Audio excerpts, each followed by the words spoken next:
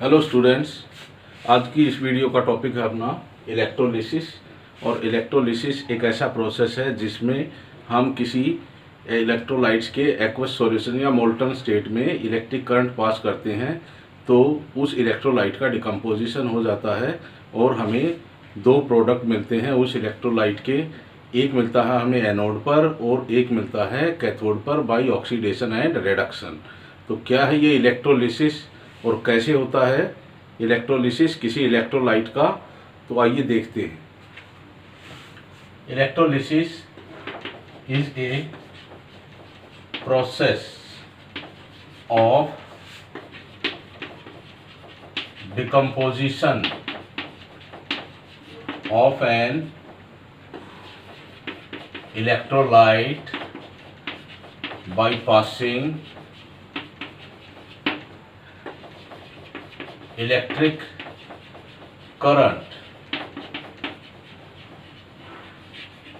through their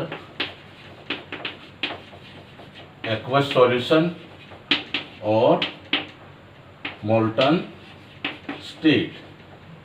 तो जब हमें किसी इलेक्ट्रोलाइट का इलेक्ट्रोलिसिस करना होगा तो उस इलेक्ट्रोलाइट का या तो हम एक्वस सॉल्यूशन लेंगे या उस इलेक्ट्रोलाइट की मोल्टन स्टेट लेंगे, और जब उस सॉल्यूशन या मोल्टन स्टेट में से हम इलेक्ट्रिक करंट पास करते हैं, then that electrolyte undergo decomposition and we get two products, one is at cathode and other is at anode. तो कैसे होता है ये इलेक्ट्रोलिसिस? मान लेते हैं हमने एक इलेक्ट्रोलाइट लिया है AB, और जैसे ही उस इलेक्ट्रोलाइट को हम वाटर में डिसॉल्व करते हैं या उस इलेक्ट्रोलाइट को मेल्ट करते हैं, तो that molecule of electrolyte undergo dissociation into cation and anion. और जब उस सॉल्यूशन को हम इस इलेक्ट्रोलाइटिक सेल में ले लेंगे, इलेक्ट्रोलाइटिक सेल में ले लेते हैं, और जब उस इलेक्ट्रोलाइट में से हम इलेक्ट्रिक करंट पास करेंगे तो जो कैटायन है, cations are attracted towards negative electrode which is connected to negative pole of battery. तो कैटायन किसकी तरफ अट्रैक्ट होंगे? उस नेगेटिव इलेक्ट्रोड की तरफ जो बैटरी के नेगेटिव टर्मिनल से अटैच है। और एनायंस कहाँ अट्रैक्ट होंगे? एनायन उस इलेक्ट्रोड की तरफ अट्रैक्ट होंगे जो उस बैटरी के पॉजिटिव टर्मिनल से अटैच है। तो जैसे ही ये कैटायन और एनायन अपने रेस्पेक्टिव इलेक्ट्रोड के ऊपर पहुंच जाते हैं, तो उसके बाद उनका डिस्चार्ज हो जाता है। तो when ever these cations and anions reaches towards their respective electrodes, they undergo oxidation and reduction. So at anode की तरफ क्या अट्रैक्ट होगा? एनायन। एनोड की तरफ देखो, यहाँ पर क्या अट्रैक्ट हो रहा है? एनायन। तो एनायन जिस इलेक्ट्रोड की तरफ अट्रैक्ट होता है, that electrode is called anion. And when this anion reaches to anode, then oxidation of that anion takes place. So oxidation किसका होगा? उस एनायन का। किस पर? एनोड पर।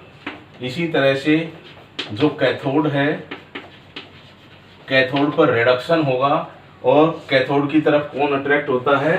कैटायन। तो जैसे ही ये कैटायन अपने इलेक्ट्रोड के पास पहुंच जाता है, this cation undergo reduction and converted into neutral species. तो कैथोड पर कौन सी रिएक्शन हुई है? रिडक्शन।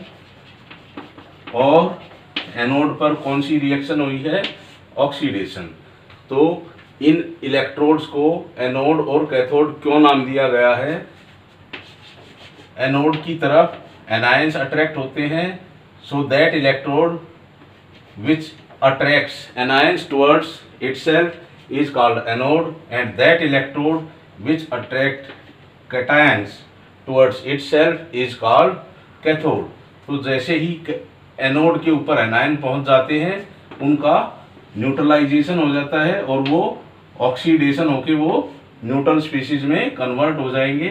और जैसे ही कैटायन कैथोड के पास पहुंच जाते हैं वो भी न्यूट्रलाइज हो जाएंगे by reduction reaction, and in reduction reaction electron is accepted and in oxidation loss of electrons takes place. तो ये हमारा इलेक्ट्रोलिसिस है और ये प्रोसेस ऑफ इलेक्ट्रोलिसिस है।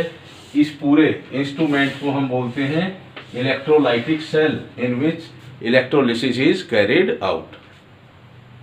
स्टूडेंट्स, जैसा कि हम देख चुके हैं, whenever an anion reaches to anode then some changes takes place in anion, and what change takes place in anion?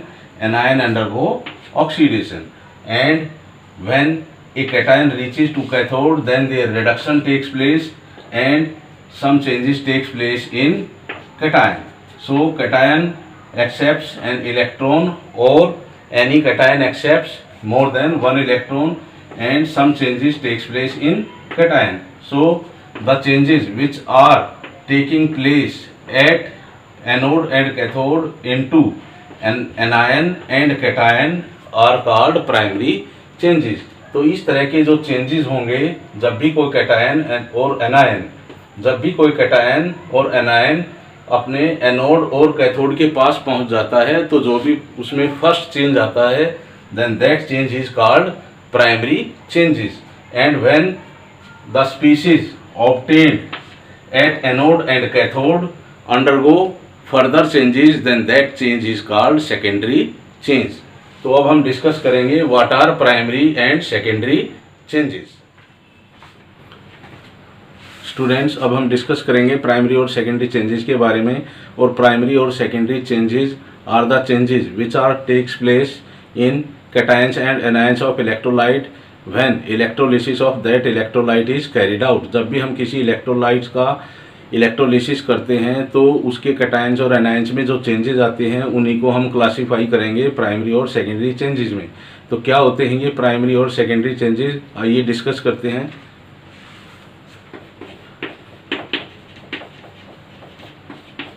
Primary change is the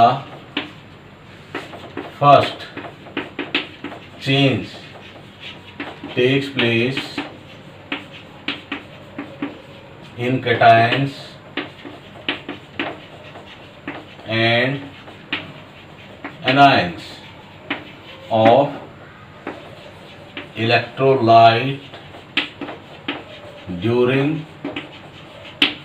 electrolysis। तो इलेक्ट्रोलिसिस के दौरान जो किसी कैटायन और एनायन में जो पहला चेंज आएगा, जो फर्स्ट चेंज आएगा, that is called primary change. और सेकेंडरी चेंज क्या है? Secondary change is the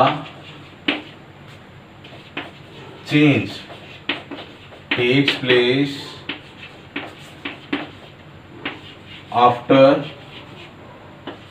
first change of cations and anions। तो जो सेकेंड चेंज आएगा ना फर्स्ट चेंज के बाद, जो कैटायन और एनायन में जो फर्स्ट चेंज आएगा उनके बाद जो प्रोडक्ट मिलेगा फर्स्ट चेंज के बाद, उसके बाद भी अगर उस प्रोडक्ट में कुछ चेंज आता है then that change is called secondary change. तो आइए एक एग्जांपल की हेल्प से हम समझते हैं कि किस तरह से प्राइमरी और सेकेंडरी चेंज होता है कैटायंस और एनायंस में। तो हमने एक एग्जांपल लिया है यहाँ सोडियम क्लोराइड का, उसको हमने मेल्ट कर दिया है और मेल्ट करने से हमें कैटायंस और एनायंस मिलेंगे, सोडियम एंड क्लोराइड आयंस। और जब हम उन मोल्टन स्टेट जो NaCl है उसका इलेक्ट्रोलिसिस करेंगे तो उस मोल्टन स्टेट में हमें मिलेंगे सोडियम एंड क्लोराइड आयंस। और जब हम इस मोल्टन स्टेट में से इलेक्ट्रिक करंट पास करेंगे, cations move towards negative electrode which is called cathode and anion move towards positive electrode that is called anode. और जब ये कैटायन और एनायन अपने एनोड और कैथोड पर पहुंच जाते हैं उसके बाद जो उनमें फर्स्ट चेंज आएगा then that change is called primary change. तो जैसे कैटायन है यहाँ हमारे पास sodium ion and at anode, तो यहाँ हम देखते हैं जो एनायन है वो एनोड की तरफ मूव किया है उसने, और जो कैटायन है उसने कैथोड की तरफ मूव किया है। तो when this anion reaches to anode, then the first change takes place in anion is called primary change, and it is the loss of electron. So this change is primary change, and these two chlorine atoms when combines and produce chlorine gas, this is called secondary change. तो ये जो change आया है इसमें chloride से पहले chlorine में convert हुआ है, क्लोरीन एटम में, it is primary change, and the two chlorine atoms when combined to produce chlorine molecule, it is secondary change. तो हमने देखा है प्राइमरी चेंज वो फर्स्ट चेंज है जो किसी एनायन में आया है। इसी तरह से कैटायन में भी प्राइमरी चेंज आएगा, और जो प्रोडक्ट हमें मिला है after primary change which is also converted into product, final product of reaction, and it is chlorine molecule, and it is a secondary change. Now at cathode, अब हम देखते हैं एनोड पर कौन सी रिएक्शन हुई है पहले, ऑक्सीडेशन। इसी तरह से जो कैथोड होगा, कैथोड पर होगी रिडक्शन रिएक्शन, और कैथोड की तरफ कौन मूव करता है, कैटायन, और cation when reaches to cathode, then it accepts electron and converted into sodium atom, and it is primary change. When we get sodium atom, there will be no change in sodium atom, and from this example we can see that at cathode we obtain sodium, and at anode we obtained chlorine gas. So these are the primary changes, and it is secondary change.